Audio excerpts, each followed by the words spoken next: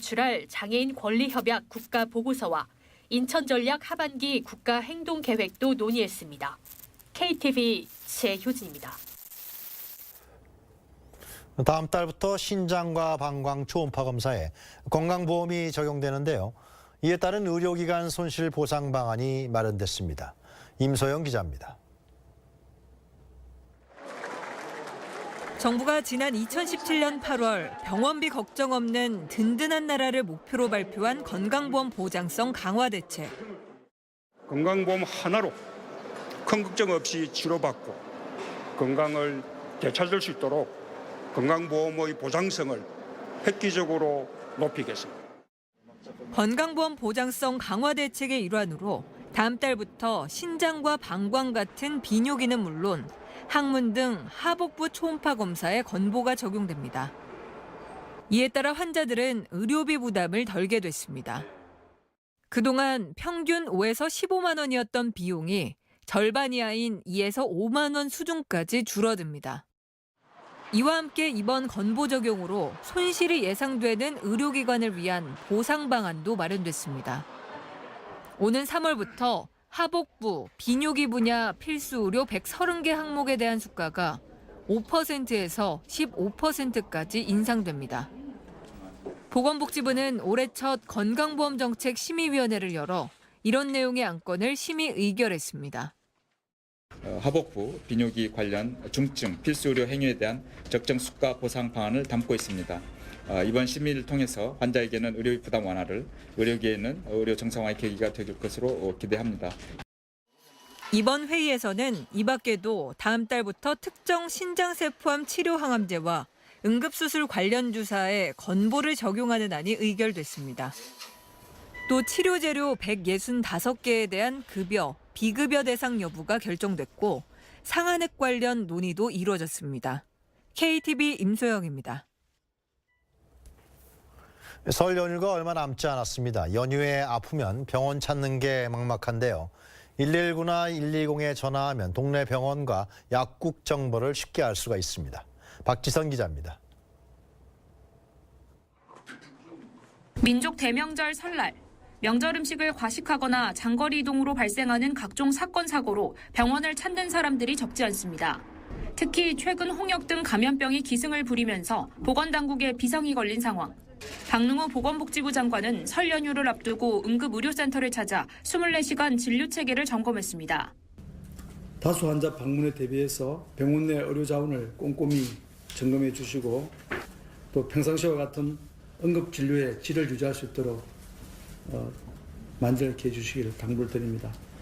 정부는 연휴 기간 의료 공백을 최소화하기 위해 당직 의료기관과 약국을 운영합니다. 119나 120 다산 콜센터에 연락하면 문 여는 동네 병원과 약국 정보를 쉽게 안내받을 수 있고 온라인과 모바일에서도 정보를 확인할 수 있습니다. 또 복지부 내 응급의료 상황실을 설치해 연휴 기간 비상진료체계 운영을 총괄합니다. 응급의료기관은 평소와 동일하게 24시간 진료체계를 유지합니다. 재난 상황이나 다수 사상자가 발생하는 사고에 대비해 국립중앙의료원에서는 119 상황실과 실시간 정보를 공유할 예정입니다. KTV 박지선입니다. 환경은 우리 일상은 물론 건강에도 영향을 줍니다. 그런 만큼 환경 정책에도 관심이 높은데요. 환경부가 전문가와 국민 의견을 정책에 반영하는 자리를 마련했습니다. 이리나 기자입니다. 환경 정책을 놓고 열띤 토론이 펼쳐집니다. 올해 환경부 업무 계획에 대해 국민과 환경 분야 전문가의 의견을 듣기 위한 자리가 마련된 겁니다. 환경부는 올해 누구나 깨끗한 환경을 누리는 포용적 환경 정책을 목표로 미세먼지 총력 대응, 통합 물관리 안착, 맞춤형 환경복지 서비스 확대와 녹색 일자리 창출 등 4가지 과제를 중점 추진합니다. 특히 미세먼지 문제에 대해 수송 분야와 발전 시설의 배출 기준을 강화합니다. 또 중국과의 협력 기반 조성을 넘어 실질적인 성과를 위해 조기 경보 체계를 구축하고 국가별 미세먼지 감축 목표와 이행 방안을 논의할 것이라고 밝혔습니다. 국민의 환경권을 실현하는 것이 우리 환경부가 해야 할 가장 기본적이면서도 중요한 소임이라고 생각합니다. 미세먼지 문제를 한순간에 해결할 수는 없겠지만 매년 조금씩 개선해가는 그런 실질적인 성과를 창출하고 정책위원들이 참석한 토크 콘서트에서는 미세먼지와 촘촘한 환경망 구축을 놓고 열띤 토론이 이어졌습니다. 외교적으로 문제를 해결하려고 그래도 우리 스스로 충분한 데이터가 있어야 되고 환경부의 노력을 국민이 함께 발맞춰 줘야 이게 가능한 거라는 건데. 환경부는 이번 토크 콘서트를 유튜브로 생중계하고 시청자들이 올린 질문에 실시간으로 답변하는 시간도 가졌습니다. 또 댓글에 달린 정책 제안은 환경부 각 담당 부서에 전달돼 정책 추진 과정에 반영할 예정입니다. 환경부는 앞으로 SNS 등 국민이 쉽게 접근할 수 있는 매체를 활용해 쌍방향 의사소통을 활성화할 계획입니다. KTV 이리나입니다. 지난해 상속인이 찾지 않은 연금은 200억 원이 넘는다고 합니다. 몰라서 못 찾아간 돈인데요. 앞으로는 쉽게 알아볼 수 있게 서비스가 개선됩니다. 박천영 기자입니다. 개인연금을 받던 가입자가 연금을 다 타지 못하고 사망하면 나머지는 상속됩니다. 하지만 상속인들은 지급이 중단됐다고 생각해 청구하지 않는 경우가 적지 않습니다. 실제 상속인이 찾아가지 않은 개인연금 규모는 연간 280억 원, 건당 1,600만 원에 달합니다. 현재는 세부 내용을 확인하려면 각 보험사를 직접 방문해야 하는데요. 금융감독원이 피상속인의 개인연금보험 가입 여부와 남은 연금액 등을 확인할 수 있도록 조회 서비스를 개선한다고 밝혔습니다. 파인 홈페이지를 통해 미청구 보험금과 휴면 보험금 그리고 개인연금까지 일괄 조회할 수 있게 되는데요. 상속인 금융거래 조회 서비스는 금융감독원이나 은행, 보험사, 우체국 등에서 신청할 수 있고 사망진단서나 기본증명서, 가족관계증명서를 지참해 방문하면 됩니다. 사정이 어려워 문화를 누리기 힘든 국민을 위해 지급하는 문화누리카드. 문화예술, 여행, 체육활동 관련 가맹점에서 쓸 수 있는 전용 카드입니다. 다음 달부터 발급을 시작하는 2019 문화누리카드 지원금이 지난해보다 인상됐습니다. 문화누리카드 발급 대상은 6세 이상 기초생활수급자와 차상위 계층인데요. 기존에는 개인당 연 7만 원이 지급됐는데 올해부터는 8만 원으로 오릅니다. 160만 명 정도가 혜택을 보는데요. 지난해까지는 주민센터를 방문하거나 문화누리카드 누리집을 통해 신청할 수 있었는데 올해부터는 전화로도 가능합니다. 카드 발급 기간은 11월 30일까지고 사용은 올해 말까지입니다. 보다 자세한 내용은 누리집에서 확인하시기 바랍니다. 16,000여 개의 공공주차장이 다가오는 설 연휴 무료로 개방됩니다. 지난 추석과 비교하면 2,000곳 이상 증가했습니다. 주차장 정보는 정부24와 공공데이터 포털에서 확인할 수 있고 무료 이용 기간은 다음 달 2일부터 6일까지입니다. 행정안전부는 민간기업에서 관련 데이터를 활용해 내비게이션 경로 안내에도 제공될 수 있다고 덧붙였습니다. KTV 박찬영입니다.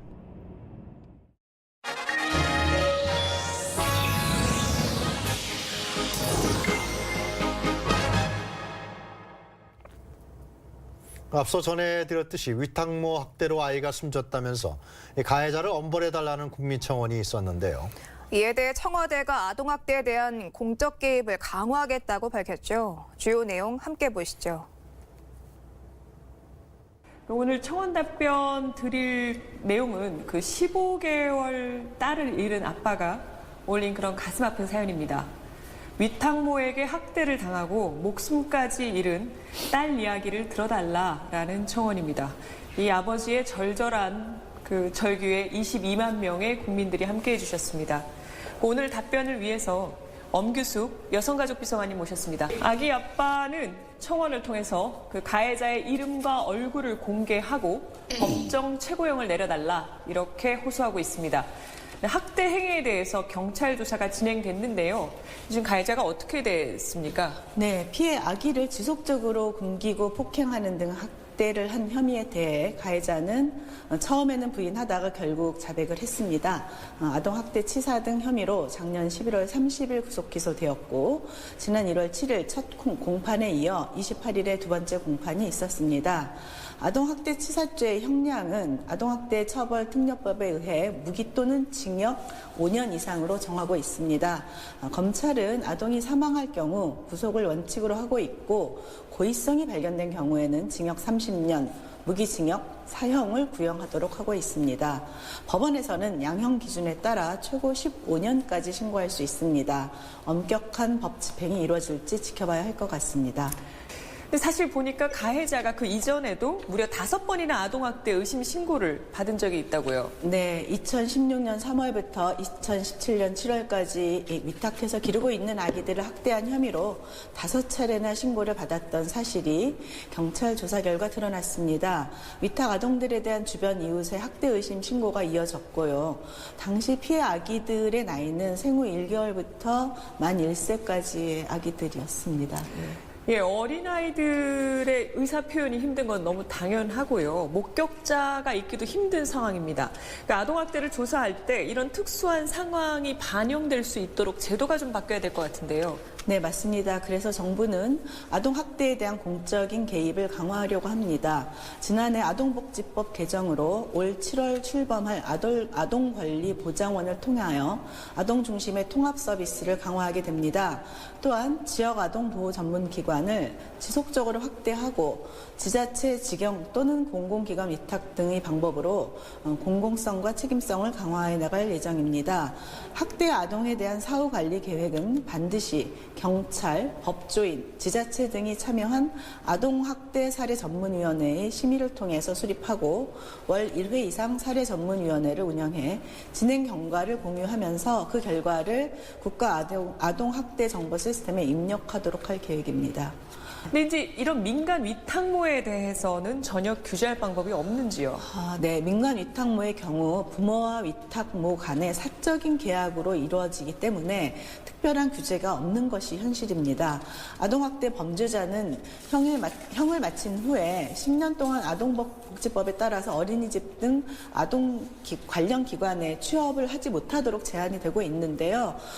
이번 경우처럼 자신의 집에서 아이를 돌보는 민간 위탁모의 경우는 여기에 해당되지가 않습니다. 그렇다고 해서 정부가 손을 놓고 있을 수는 또 없을 것 같은데요. 이 대책이 있을지요? 네, 정부는 2017년 11월 국회에 가사근로자 고용 개선 등에 관한 법률 제정안을 제출했습니다. 이 법은 비공식 영역에 머물러 있는 가사 또는 육아를 공식 노동시장으로 편입시키고 가사근로자의 근로권익을 향상시키기 위해 가사서비스 회사가 가사근로자를 직접 고용하도록 하고 회사는 가사근로자들에게 근로기준법 등 노동법상 사용자 책임을 지도록 하고 있습니다.